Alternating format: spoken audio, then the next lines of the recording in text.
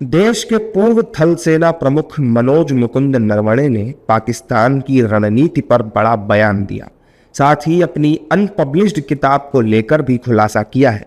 मनोज मुकुंद नरवणे ने स्पष्ट शब्दों में कहा कि वो कौन सी किताब थी, कहां से आई, इसके बारे में मैं कुछ नहीं कह सकता। प्रकाशक की ओर से पहले ही साफ किया जा चुका है कि इस किताब की कोई आधिकारिक कॉपी बाजार या सार्वजनिक सर्कुलेशन में मौजूद नहीं है। मैं तो यही कहूँगा कि इस किस्म का फाइनल कॉपी उस किताब का मैंने खुद नहीं देखा है एज अ ऑथर। तो वो कौन सी किताब थी, कहाँ से आई, उसके बारे में मैं कह नहीं सकता, क्योंकि जहाँ तक मेरा सवाल है और जो पेंगुइन ने भी बहुत स्पष्ट रूप से कहा है कि no copy of that book is in circulation either in print, in hard copy और सॉफ्ट कॉपी वगैरह वगैरह। तो बाकी कहाँ से वो आया, वो उसके ऊपर मैं क्या कहूँ। नरवणे ने भारत चीन लद्दाख गतिरोध पर बोलते हुए कहा कि चीन को वापस हटना पड़ा था, हमने उसे मजबूर किया था चीन को पीछे हटने पर। ये जीत नहीं तो और क्या है? अगर ये भी लोग मानने को तैयार नहीं है तो फिर क्या ही खबोगे। और या अभी भी वही है कि हमने जो कार्रवाई की है उसी की वजह से तो वो PLA को वापस जाना पड़ा। जो सारे टीवी स्क्रीन पर आ रहा था कि वो अपने बंकर तोड़ रहे हैं, ऐसे कभी नहीं हुआ कि चीन जो है पीछे हटा है। तो हमने मजबूर किया उनको पीछे हटने पे। तो ये जीत नहीं है तो क्या है?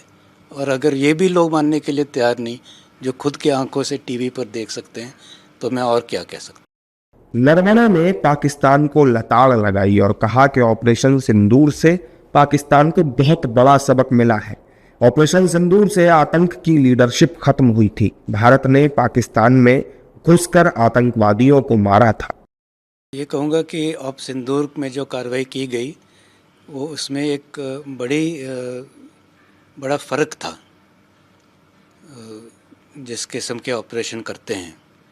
ये उरी के बाद जो सर्जिकल स्ट्राइक किए वो LC के नज़दीक वाले कैंपों पे थे। पुलवामा के बाद जो बालाकोट एयर स्ट्राइक्स किए वो भी POK में थे, फिर भी वो भी छोटे मोटे कैंप के ऊपर ही थे।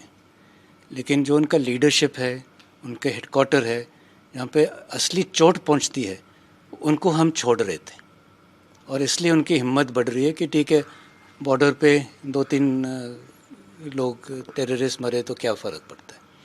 लेकिन इस बार हमने ये जानबूझकर फैसला लिया कि ना सिर्फ हम टेररिस्ट कैंप को अटैक करेंगे जो कि LC में है, POK में, लेकिन इनकी जो लीडरशिप है, जिनको जहाँ से इनको फाइनेंशियल सपोर्ट मिल रहा है, उन इलाकों को भी, मुख्यालय को, हेडक्वार्टर को भी हम टारगेट करेंगे। तो ये एक बड़ा फ़र्क था और जहाँ पर भी होंगे। और इसलिए रक्षा मंत्री जी ने कहा था कि हम घुस कर मारेंगे, जहाँ पर भी हो, कोई बचेगा नहीं। और मेरे ख्याल से ये बहुत बड़ा सबक उनको मिला है कि इस तरीके की कार्रवाई करोगे तो आपको इसका बड़ी कीमत जो है चुकानी पड़ेगी।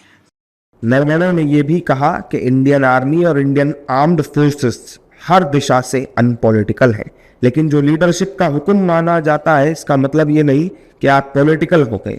एक चेन ऑफ कमांड होती है, लेकिन जो कोशिशें की जा रही हैं वो देश के लिए ठीक नहीं।